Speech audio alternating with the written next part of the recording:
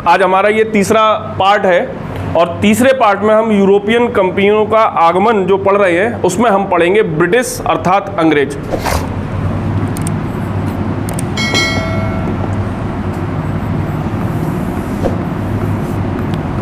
अंग्रेज, देखो अंग्रेज को ही ब्रिटिशर्स कह सकते हैं और ब्रिटिशर्स को ही अंग्रेज कह सकते हैं। हुआ ये कि ब्रिटेन में 1599 ईस्वी में वहां के लोगों ने, जो वहां के प्राइवेट व्यापारी थे, उन्होंने एक विचार बनाया कि क्यों ना भारत में व्यापार किया जाए, भारत के साथ व्यापार किया जाए। और इसके लिए उन्होंने एक कंपनी बनाई जिसका नाम रखा ईस्ट इंडिया कंपनी। क्या नाम रखा? East India company. लेकिन ब्रिटेन में तो जो सत्ता है, राष्ट्राध्यक्ष है, वो कौन है? रानी है। और रानी से परमिशन लिए बिना कोई भी काम नहीं हो सकता है।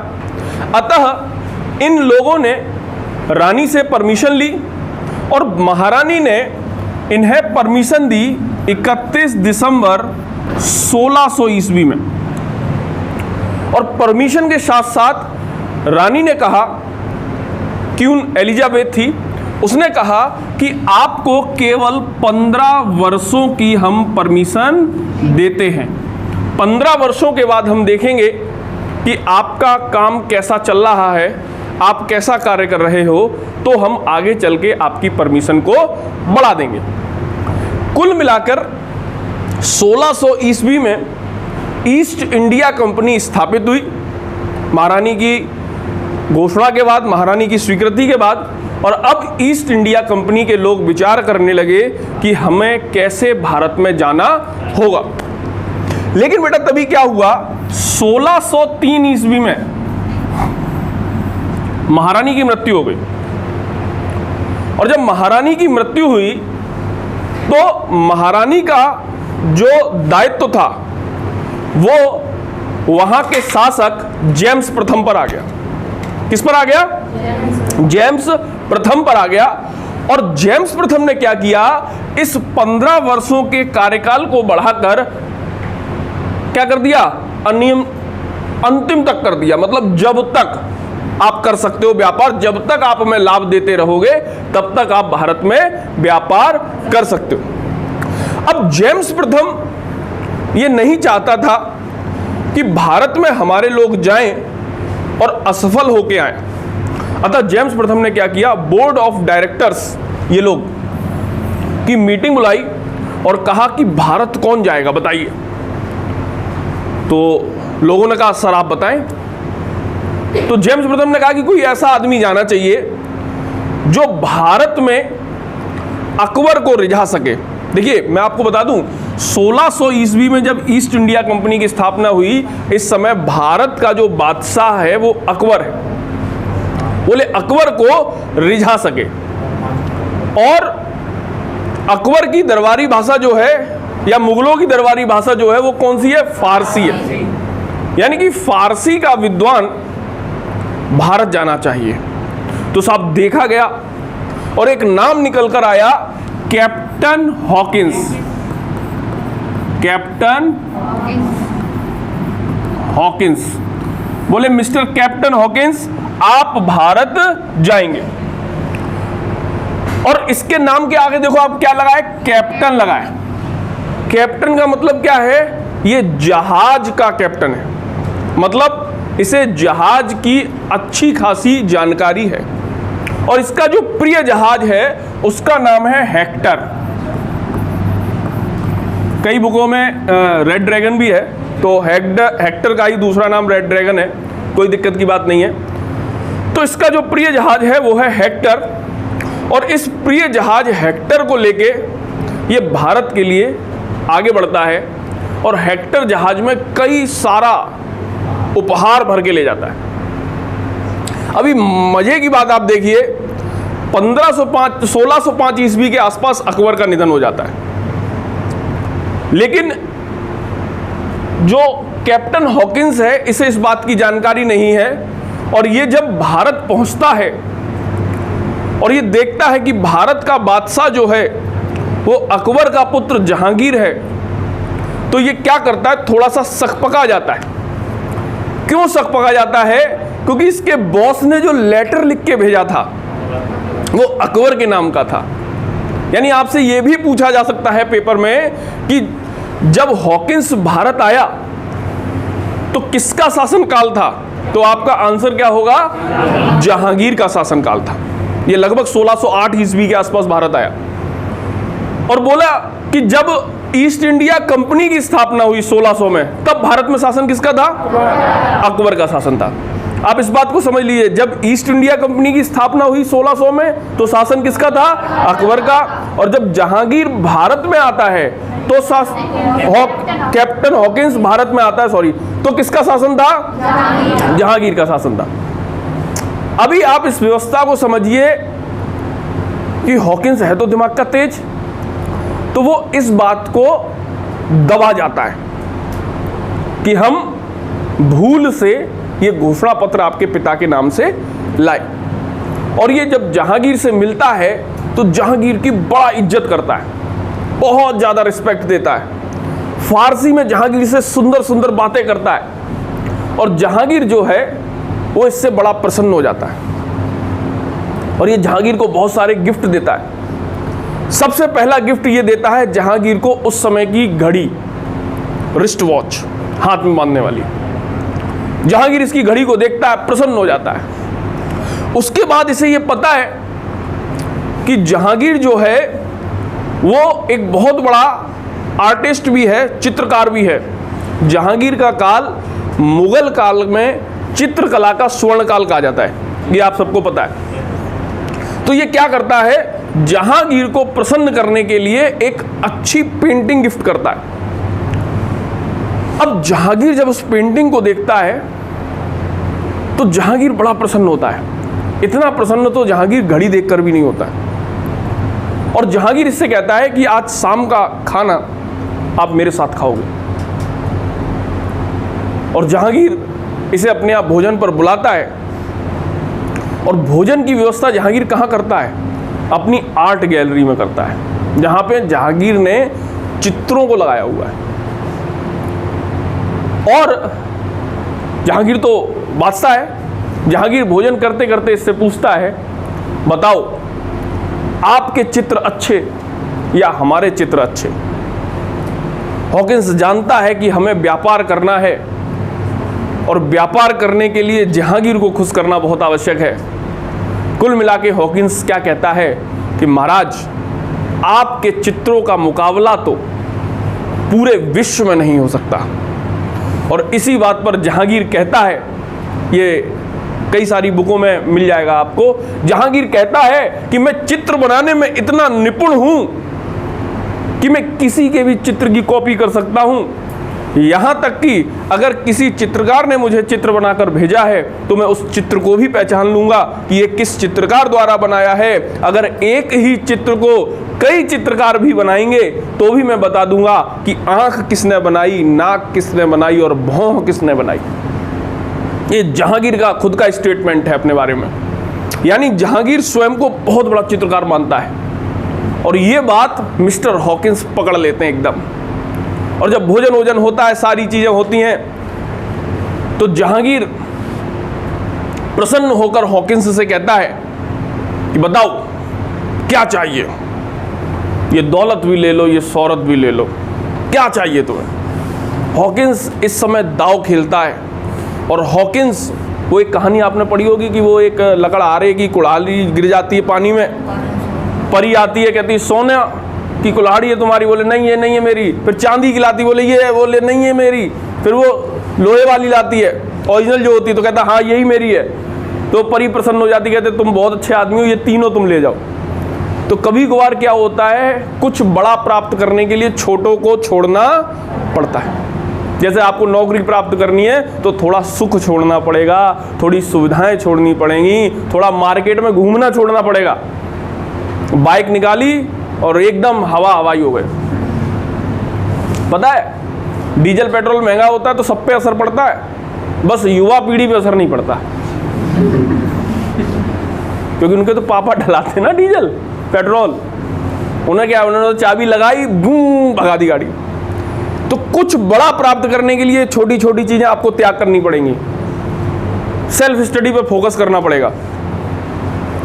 तो हॉकिंस ने भी बड़ा प्राप्त करने के लिए ये छोटी छोटी चीजें, चाहता तो वो बहुत अच्छा सोना ले सकता था, बहुत अच्छा रियासत ले सकता था, लेकिन उसने क्या कहा कि सर मुझे आपसे कुछ नहीं चाहिए, बस मुझे आप अपने द्वारा बनाई गई कुछ पेंटिंग्स दे दीजिए, जिसे मैं क्या करूंगा, अपने ब्रिटेन में जाकर अपने चित्रकारों को दिखाऊंगा और उन्हें यह सबक दूंगा कि ऐसी पेंटिंग बनाई जाती है, और आपकी पेंटिंग्स को देखकर वो कुछ सीखेंगे, एजुकेट होंगे, और ये हमारे ब्रिटेन के लिए एक खुशकिस्मती की बात होगी। जहांगीर की छाती चौड़ी एकदम, बोले बहुत बढ़िया, तुम्हारी इस बात से मैं बहुत प्रसन्न हुआ और मैं तुम्हें इंग्लिश खां की उपाधि देता हूं। काय की उपाधि? और चलो 400 का मनसब भी दे देता हूं। ये मनसब व्यवस्था अकबर के द्वारा चलाई गई थी। 400 का मनसब भी दे दिया, इंग्लिश खां की उपाधि भी दे दी, और अंततोगत्वा जाते जाते सूरत में फैक्ट्री खोलने की परमिशन भी दे दी। देखो बेटा, यहां पे एक थोड़ा सा मामला समझने वाला है, और वो समझने वाला क्या है कि भारत में ब्रिटिश जब आए तो क्वेश्चन ऐसे पूछा जाता है कि इन्हें पहली फैक्ट्री कहां खोलने की अनुमति मिली थी, तो आंसर है पहली फैक्ट्री इनको सूरत में खोलने की परमिशन मिली थी 1608। लेकिन गुरु एक चीज आप समझ लो, सूरत की फैक्ट्री का काम शुरू हुआ, लेकिन कुछ टेक्निकल कारणों से यह काम रुक गया, और सूरत की फैक्ट्री शुरू तो पहले हो गई, लेकिन इसकी स्थापना से पहले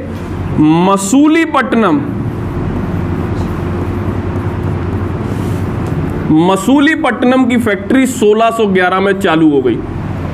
यहां पे फैक्ट्री से मतलब कहीं आप ऐसा मत सोच लेना कि कुछ निर्माण हो रहा है। यहां पे फैक्ट्री से मतलब है केवल एक गोदाम, जहां पे अंग्रेज लोग कच्चा माल रखेंगे और यहां से अपने जहाजों में लोडिंग और अनलोडिंग करेंगे। तो आपसे ऐसे पूछा जाएगा कि इन्हें पहली फैक्ट्री खोलने की परमिशन कहां मिली, लेकिन इनकी पहली फैक्ट्री स्थापित कहां हुई? कुछ पुर्तगालियों से, कुछ गुजराती व्यापारियों से इनका विवाद हो गया था, जिसके कारण क्या किया गया, ये सूरत की फैक्ट्री का काम रोक दिया गया था। समझ रहे आप मेरी बात को? अब सब हॉकिंस का तो काम हो गया, और हॉकिंस जो था वो वापस चला गया।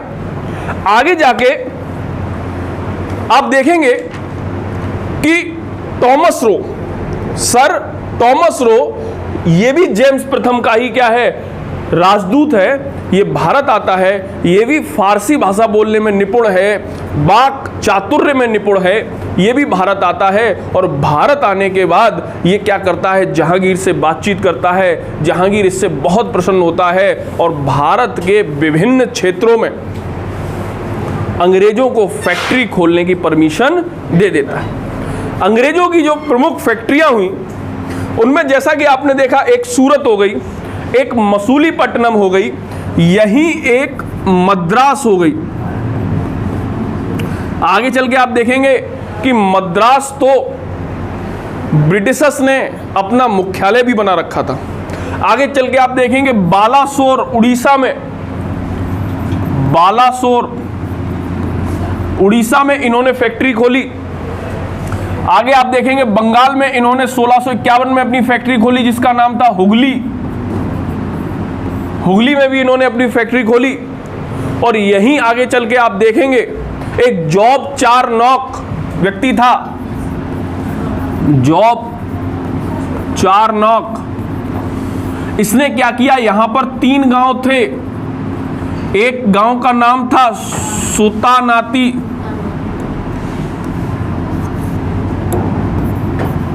सुतानाटी, दूसरे गांव का नाम था कालीकाता,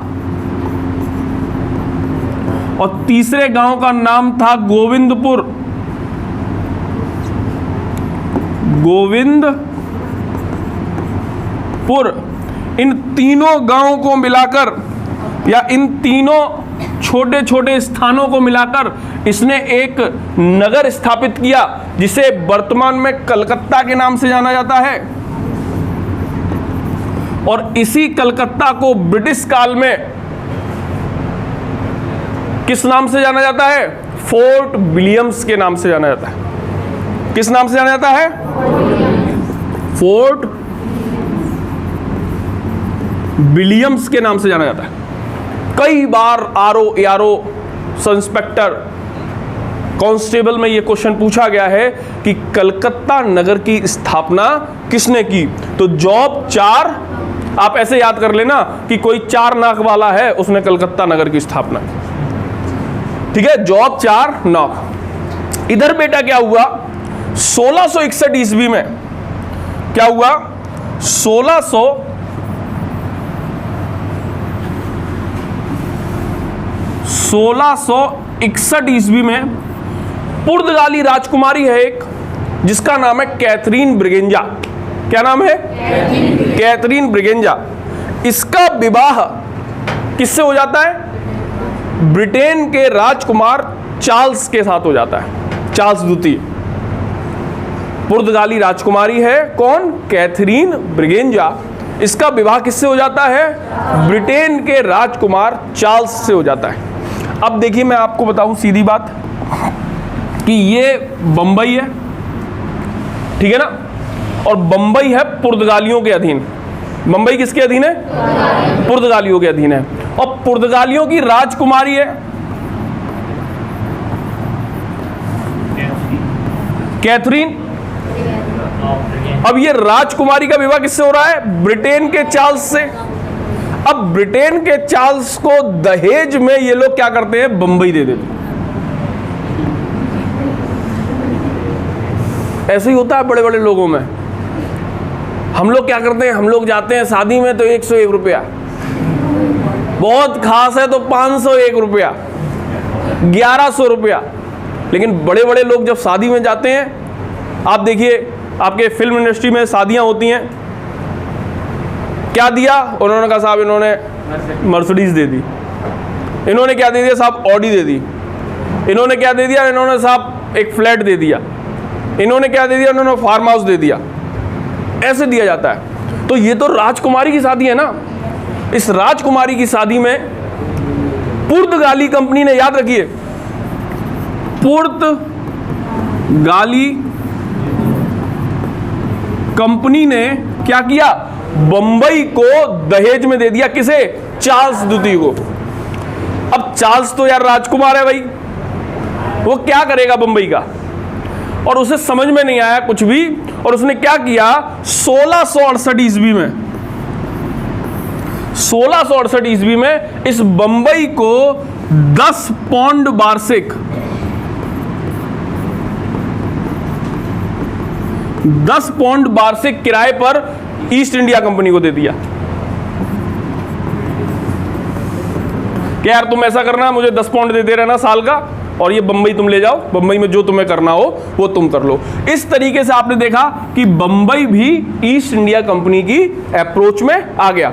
यहां पे हमने देखा कि सूरत, मद्रास, मसूलीपट्टनम, बालासोर, हुगली, और ये स्थान है कलकत्ता आपका, जिसे क्या कहा गया? फोर्ट विलियम्स कहा गया। ये सब ब्रिटिश के अधीन चले गए। ब्रिटिश से मतलब ईस्ट इंडिया कंपनी के अधीन चले गए। और इधर क्या हुआ? 1668 ईस्वी में इन्होंने क्या किया? बंबई को भी ईस्ट इंडिया कंपनी को दे दिया। इस तरीके से ईस्ट इंडिया कंपनी ने भारत का एक बहुत बड़ा क्षेत्र अपने अधीन कर लिया। अब मजे की कहानी आप सुनिए, इसका थोड़ा सा ज्यादा विस्तार हम जब बंगाल आपको पढ़ाएंगे तब बताएंगे। अभी हुआ क्या? 1717 ईस्वी में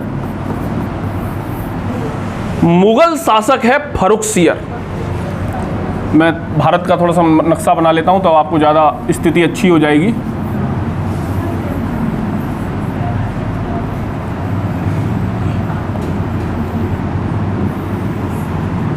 अभी यहां पर मुगल बादशाह कौन है? फर्रुखसियर।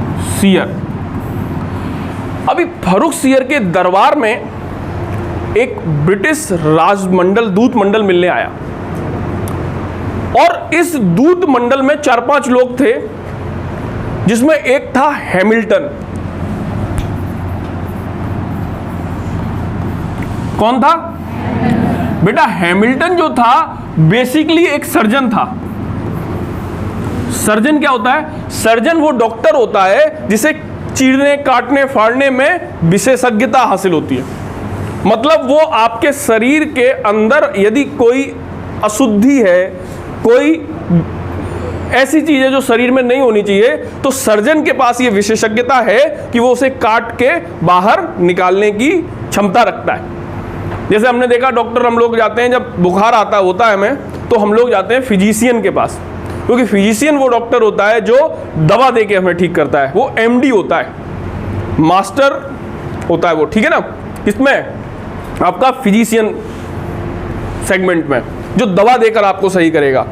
और जब आपने देखा होगा कि कोई फोड़ा हो गया है ना, अंदर कोई बड़ी दिक्कत हो गई, ट्यूबर हो गया, कैंसर हो गया, तो हम किसके पास जाते हैं? सर्जन के पास जाते हैं। एमएस होता है ना, मास्टर इन सर्जरी होता है।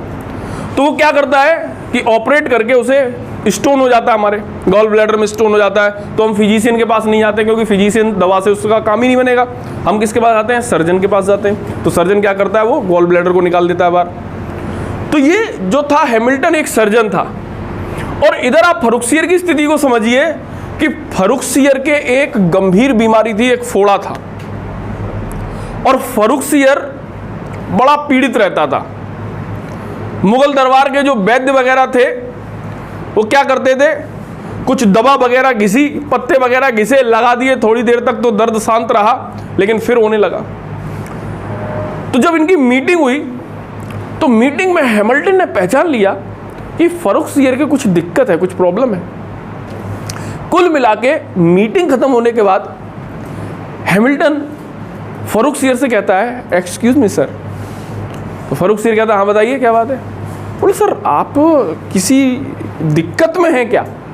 बोले मतलब? बोले नहीं सर, मैं देख पा रहा हूँ कि आपको कुछ दिक्कत हो रही है पीछे पीठ में। अब फर्रुखसियर एक तो बोला, अरे भाई तुम्हें क्या बताएं, बहुत दर्द है, बहुत दिनों से ये पीछे फोड़ा सा हो रखा है जो सही नहीं हो रहा। हैमिल्टन ने कहा, सर अगर आप मुझे परमिशन देंगे तो मैं इसका उपचार कर सकता हूं। तो फर्रुखसियर ने कहा कि हमारे बड़े बड़े वैद्य उपचार नहीं कर पाए, तुम क्या करोगे? तो हैमिल्टन मन में थोड़ा मुस्कुराया, लेकिन उसे लगा कि मुगल बादशाह के सामने अगर कुछ जवाब दे देंगे तो गड़बड़ हो सकता है। बोले नहीं नहीं सर, मैं आपका उपचार करूंगा। तो कुल मिला के फर्रुखसियर तैयार हुआ। इधर हैमिल्टन ने अपने बॉस लोगों को पूरी बात बताई कि बॉस ऐसी ऐसी बात है और फर्रुखसियर ऑपरेशन कराने के लिए तैयार है। बॉस लोग बोले, तू मरवा देगा क्या? धोखे से कोई गलत नस कट गई या और कुछ हो गया, मार डालेगा वो। बोले सर आप मुझ पर ट्रस्ट रखो, ये सोचो, पॉजिटिव सोचो कि अगर उसका सही हो गया फोड़ा तो वो क्या कर देगा हम लोगों के लिए। कुल मिला के फर्रुखसियर का ऑपरेशन किया किसने? हैमिल्टन ने। और काट पार के चीर से गंदगी निकाल के बाहर कर दी और लगा के दबा वबा एकदम ओके कर दिया। 2-3 दिन बाद भाई साहब फर्रुखसियर एकदम टन टन बोले, अब मैं तो दुरुस्त हो गया। हैमिल्टन तू मेरा भाई है, बता क्या चाहिए? ये दौलत भी ले लो, ये शोहरत भी ले लो है। हैमिल्टन ने कहा, अरे सर कुछ बंगाल के लिए कुछ कर देते, हम लोगों का बंगाल में कुछ लाभ हो जाता तो सर मजा आ जाता। अब फर्रुखसियर ने एकदम एक लेटर बनाया 1717 ईस्वी में और कहा कि आज से ब्रिटिशर्स केवल 3000 रुपया देंगे। कब? सालाना। और इस 3000 रुपए में बंगाल, बिहार और उड़ीसा में बिल्कुल फ्री होकर ट्रेड करेंगे, व्यापार करेंगे, कोई भी इन्हें रोक टोक नहीं होगी। और ये इतना बड़ा इन लोगों के लिए वरदान था कि इसे इतिहास में मैग्ना कार्टा के नाम से जानते हैं। इस दस्तक को, दस्तक मतलब जो लेटर बनाया था, परमिशन लेटर, इसे इतिहास में किसके नाम से जानते हैं? Magna carta. ये किसने जारी किया था? फर्रुखसियर। किसके लिए जारी किया था? ब्रिटिशर्स के लिए। किस राज्य से संबंधित था? बंगाल, बिहार और उड़ीसा, बेसिकली बंगाल समझिए। अब आप देखो कि अंग्रेजों को बंगाल में भी फ्री ट्रेड का व्यापार मिल गया। यही मैग्ना कार्टा आगे चल के बंगाल के प्लासी के युद्ध के लिए निर्णायक भूमिका निभाएगा। जब हम आपको प्लासी पढ़ाएंगे तो उसमें आपको ये सारी चीज़ें आगे समझ में आएंगी, क्योंकि ब्रिटिशर्स ने इस मैग्ना कार्टा का दुरुपयोग किया और इस दुरुपयोग के कारण क्या हुआ, बंगाल के नवाबों को ये चीज़ पसंद नहीं आई और सिराजुद्दौला नामक एक नवाब होगा, वो अंग्रेजों से प्लासी का युद्ध करेगा। ये सारी चीज़ें हम आपको पढ़ाएंगे। कुल मिलाकर यहाँ पर केवल अंग्रेजों का थोड़ा सा एक आपको हमें जानकारी देनी थी, तो हमने एक बार फिर रिवाइज कर लेते हैं। हमने सबसे पहले देखा कि 1599 ईस्वी में ब्रिटेन के कुछ व्यापारियों ने मर्चेंट एडवेंचर्स, जिनका नाम था इन व्यापारियों का मर्चेंट एडवेंचर्स, व्यापारियों का नाम था, इन्होंने एक अपनी उपकंपनी खोली जिसका नाम रखा ईस्ट इंडिया कंपनी। और इस कंपनी को क्यून से, रानी से परमिशन मिली 31 दिसंबर 1600 ईस्वी में। कितने वर्षों के लिए? 15 वर्षों के लिए। 1503 में रानी का क्या हो जाता है? निधन हो जाता है। चार्ज किसे मिल जाता है?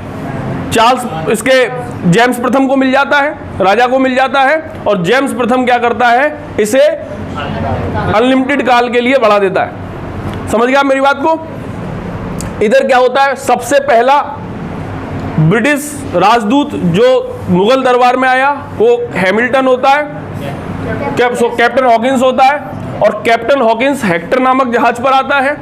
ये कई सारे गिफ्ट किसे देता है? जहांगीर को देता है। और सबसे पहले इन्हें सूरत में फैक्ट्री खोलने की परमिशन मिलती है। लेकिन 1611 मसूलीपट्टनम में सबसे पहली फैक्ट्री चालू हो जाती है इनकी। उसके बाद आप देखते हैं मद्रास में ये फैक्ट्री बनाते हैं, बालासोर में फैक्ट्री बनाते हैं, हुगली में फैक्ट्री बनाते हैं। जाप चौरनौक एक व्यक्ति है जो सुतानाटी, कालीकाता, गोविंदपुरी 3 गांवों को मिलाकर आधुनिक कलकत्ता का निर्माण करता है, जिसका नाम देता है फोर्ट विलियम्स। क्या नाम देता है? फोर्ट विलियम्स नाम देता है। और इस तरीके से ये क्षेत्र जो होते हैं वो ईस्ट इंडिया कंपनी के अधीन चले जाते हैं। आगे चल के हमने देखा इस 1661 ईस्वी में पुर्तगाली राजकुमारी कैथरीन ब्रिगेंजा का विवाह चार्ल्स द्वितीय से हो गया, ब्रिटेन के राजकुमार से हो गया। दहेज में बंबई को दे दिया गया, लेकिन चार्ल्स को समझ में नहीं आया कि बंबई के साथ मुझे क्या करना है। अतः उसने क्या किया? 1668 ईस्वी में 10 पाउंड वार्षिक रुपया लेकर बंबई को ईस्ट इंडिया कंपनी को रेंट पर दे दिया। इस तरीके से ईस्ट इंडिया कंपनी ने भारत के अधिकतर क्षेत्रों पर कब्जा कर लिया। आगे चल के फर्रुखसियर के शासनकाल में 1717 ईस्वी में एक दस्तक जारी किया गया जिसे मैग्ना कार्टा के नाम से जानते हैं। और इस दस्तक के द्वारा बंगाल, बिहार और उड़ीसा में अंग्रेजों को free trade, east India company को फ्री ट्रेड करने की परमिशन मिली। तो अभी तक हम लोगों ने बेटा जो पढ़ा, थ्योरी के रूप में मैंने आपको एक एक चीज़ अच्छे से समझा दी कि कैसे कैसे अंग्रेजों ने किस किस क्षेत्र को अपने अधीन किया। अब हम लोग एक एक चीज़ फैक्ट के माध्यम से पढ़ लेते हैं जिससे हमें परीक्षा में पूरा लाभ होगा। अंग्रेज 1600 ईस्वी, ये देख पा रहे हैं आप, अंग्रेज 1600 ईस्वी यूरोपीय व्यापारिक कंपनियों में भारत में सर्वाधिक प्रभावशाली कौन थे? अंग्रेज थे। सर्वाधिक प्रभावशाली अंग्रेज थे। दिसंबर 1600 ईस्वी में ब्रिटिश ईस्ट इंडिया कंपनी की स्थापना हुई, जिसे महारानी एलिजाबेथ ने 15 वर्षों के व्यापार की अनुमति दी थी। हम लोग नोट्स बना सकते हैं ये पूरा। देखिए, समझाने को तो मैं आपको पहले ही पूरा समझा चुका हूँ, लेकिन मैं ये क्यों इस तरीके से आपको करा रहा हूँ, जिससे जो बच्चे नोट्स बनाना चाहें वो आसानी से नोट्स बना सकते हैं, आसानी से इसे आगे के लिए भी अपने पास सजो के रख सकते हैं। अंग्रेज ईस्ट इंडिया कंपनी की प्रथम समुद्री यात्रा 1601 ईस्वी में जावा, सुमात्रा तथा मलक्का के लिए हुई तथा 1604 में ये भारत की ओर अग्रसर हुए। इतनी बात आपको समझ में आ गई। आगे देखते हैं। ये देखिए महारानी एलिजाबेथ है जिनसे ये परमिशन ले रहे हैं। इंग्लैंड के राजा जेम्स प्रथम के दूत के रूप में कैप्टन हॉकिंस हेक्टर नामक जहाज से भारत आया और जहांगीर के आगरा स्थित दरबार में पहुंचा। वहां उसने बादशाह से फारसी में बात की, जिससे प्रसन्न होकर बादशाह ने उसे 400 का मनसब प्रदान किया और इंग्लिश खां की उपाधि दी। ये सारी चीजें मैं आपको बता चुका हूं। 1613 ईस्वी में सर टॉमस रो जहांगीर के दरबार में एक व्यापारिक संधि के उद्देश्य से आया, लेकिन यह अपनी व्यापारिक संधि में तो सफल नहीं हुआ, किंतु इसने सूरत में पहली फैक्ट्री स्थापित करने की अनुमति ले ली। आपको पता है अंग्रेजों की पहली फैक्ट्री कहां स्थापित हुई है? सूरत में स्थापित हुई है। यह हम लोग देख चुके हैं।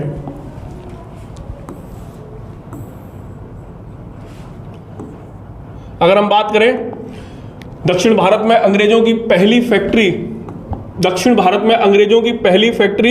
1616 की जगह 1611 होगा, 1611 ईस्वी में मसूलीपट्टनम में स्थापित हुई। 1632 ईस्वी में अंग्रेजों ने गोलकुंडा के सुल्तान से एक सुनहरा फरमान प्राप्त कर लिया, जिसमें कहा गया था कि 500 पैगोडा वार्षिक देने पर 500 पैगोडा वार्षिक देने पर ये लोग क्या करेंगे? गोलकुंडा के सारे बंदरगाहों पर स्वतंत्र रूप से व्यापार करेंगे। 1633 ईस्वी में पूर्वी तट पर बालासोर, हरिहरपुरा, ये दोनों उड़ीसा में हैं, अंग्रेजों ने यहाँ पर पहला कारखाना स्थापित किया। ये हम पहले ही देख चुके हैं, मैप बनाकर मैं आपको सारी चीज़ें दिखा चुका हूँ। 1639 ईस्वी में फ्रांसिस डे नामक अंग्रेज ने चंद्रगिरी के राजा से क्या किया? मद्रास पट्टे पर ले लिया था। ठीक है, ये देखिए, ये अंग्रेजों के सूरत में फैक्ट्री है, मसूलीपट्टनम में और गोलकुंडा में। ठीक है ना, ये अंग्रेजों की क्या है? फैक्ट्रियां हैं, जहां पे अंग्रेजों ने अपने गोदाम बनाए, अपनी फैक्ट्रियां बनाई। 1651 ईस्वी में ब्रिजमैन ने हुगली में एक कारखाना स्थापित किया। यह अंग्रेजों का बंगाल में पहला कारखाना था। यह आपसे बहुत पूछा जाता है कि अंग्रेजों का बंगाल में पहला कारखाना कौन सा था, तो आप याद रखेंगे हुगली जो था वो अंग्रेजों का बंगाल में पहला कारखाना था। 1661 ईस्वी में, ये कहानी भी मैं आपको बता चुका हूँ वीडियो में पहले ही, कि 1661 ईस्वी में पुर्तगालियों की राजकुमारी जो थी कैथरीन ब्रिगेंजा, उसका विवाह ब्रिटेन के शासक चार्ल्स द्वितीय से हुआ, जिसमें पुर्तगाल ने बंबई को दहेज में दिया, है ना। और चार्ल्स ने क्या किया? 10 पाउंड वार्षिक में बंबई को ईस्ट इंडिया कंपनी को दे दिया। 1669 से 1670 ईस्वी तक बंबई का गवर्नर जेराल्ड ओंगियार रहा। इसी को बंबई का संस्थापक भी माना जाता है। ये क्वेश्चन कई बार पूछा गया है कि बंबई का संस्थापक कौन है? आंसर हो जाएगा आपका जेराल्ड ओंगियार। बंगाल के सूबेदार शाह सूजा ने 1651 ईस्वी में अंग्रेजों को व्यापार करने के लिए विशेषाधिकार दे दिया। इस तरीके से बंगाल को भी इन्होंने अपने कब्जे में कर लिया। ये मैं थोड़ा सा स्पीड से इसलिए भी चल रहा हूं क्योंकि हम लोग सारी चीजें पहले ही पढ़ चुके हैं, आराम से सब चीजें पढ़ चुके हैं। अब देखिए, क्वेश्चन बहुत पूछा जाता है कि विलियम हेजेस बंगाल का प्रथम अंग्रेज गवर्नर था। ये क्वेश्चन पूछा जाता है बंगाल का प्रथम अंग्रेज गवर्नर कौन था, तो आपको बता दूं विलियम हेजेस बंगाल का प्रथम अंग्रेज गवर्नर था। जॉब चारनॉक, इसके बारे में हम लोग कलिकत्ता, सुल्तानाती और गोविंदपुरी को मिलाकर इसने आधुनिक कलकत्ता की स्थापना की थी, जहां पे अंग्रेजों ने आगे चल के फोर्ट विलियम्स बनाया। जॉब चारनॉक ने बंगाल में 3 गांव कालीकाता, गोविंदपुर, सुतानाटी को मिलाकर आधुनिक कलकत्ता की नींव रखी और इसी को आगे चल के क्या कहा गया? फोर्ट विलियम्स कहा गया, जिसका पहला प्रेसिडेंट सर चार्ल्स आयर हुआ। जिसका पहला प्रेसिडेंट कौन हुआ? Sir Charles Eyre. आपसे पूछा जाएगा फोर्ट विलियम का पहला प्रेसिडेंट कौन हुआ, तो आप बताएंगे सर चार्ल्स आयर जो था फोर्ट विलियम का पहला क्या हुआ? प्रेसिडेंट हुआ। 1717 ईस्वी में एक कहानी बड़ा इंटरेस्टिंग थी। 1717 ईस्वी में जॉन सुरमन के प्रयासों से मुगल सम्राट फर्रुखसियर ने बंगाल, हैदराबाद और गुजरात के मुगल सूबेदारों के नाम 3 फरमान जारी किए, जिनके द्वारा ईस्ट इंडिया कंपनी को बहुमूल्य विशेषाधिकार प्राप्त हो गए। मैंने आपको बताया था कि फर्रुखसियर ने अंग्रेजों को सबसे ज़्यादा सहूलियत दे दी थी। फर्रुखसियर एक मुगल सम्राट था। फलस्वरूप इनका व्यापार बढ़ता गया और इन्होंने पुर्तगाल और फ्रांस को बहुत पीछे छोड़ दिया। 1757 ईस्वी में प्लासी के युद्ध में 1757 ईस्वी में प्लासी के युद्ध में लॉर्ड रॉबर्ट क्लाइव ने बंगाल के नवाब सिराजुद्दौला को हराकर भारत में अंग्रेजी राज्य की नींव डाली। जब मैं आपको बंगाल पढ़ाऊंगा तो आप देखेंगे एक एक चीज आपको क्लियर हो जाएगी कि कैसे सिराजुद्दौला हारा, किस किस ने सिराजुद्दौला का साथ दिया, किस किस ने सिराजुद्दौला का विरोध किया, सिराजुद्दौला की मौसी घसीटी बेगम का क्या रोल था, ये हम लोग देखेंगे। और बंगाल आप कैसे रॉबर्ट क्लाइव कुछ ही घंटों में बंगाल का युद्ध जीत गया, ये हम लोग जब बंगाल पढ़ेंगे तब देखेंगे। 1764 में बक्सर का युद्ध हुआ। 1764 में बक्सर के युद्ध में अंग्रेजों ने शाह आलम, ये शाह आलम द्वितीय जो है मुगल सम्राट है, शुजाउद्दौला ये अवध का नवाब है, और मीर कासिम की संयुक्त सेना को क्या किया, हराकर दिल्ली तक अपना राज्य फैला दिया। यानी कि बक्सर का युद्ध वह युद्ध था जिसमें अंग्रेजों ने अपनी प्रभुसत्ता को क्या कर दिया, भारत में स्थापित कर दिया। 1818 ईस्वी में अंग्रेजों ने मराठा शक्ति को पूर्णतः समाप्त कर दिया और 1849 ईस्वी में गुजरात के युद्ध में सिख शक्ति का अंत करके पंजाब समेत पूरे भारत को अपने राज्य क्षेत्र में मिला दिया। तो ये सारी चीजें हमने देखी कि किस तरीके से अंग्रेज जहांगीर के दरबार में एक व्यापारी के रूप में आए थे और देखते ही देखते उन्होंने किस तरीके से पूरे भारत को अपने अधीन कर लिया। व्यापार ही नहीं, ये पूर्व नियोजित योजना के तहत आए थे भारत में और भारत को इन्होंने क्या किया, अपने अधीन कर लिया और कई वर्षों तक ये भारत का शोषण करते रहे। ठीक है ना। आगे अगला वीडियो देखने के लिए चैनल को लाइक करें, शेयर करें और सब्सक्राइब करें।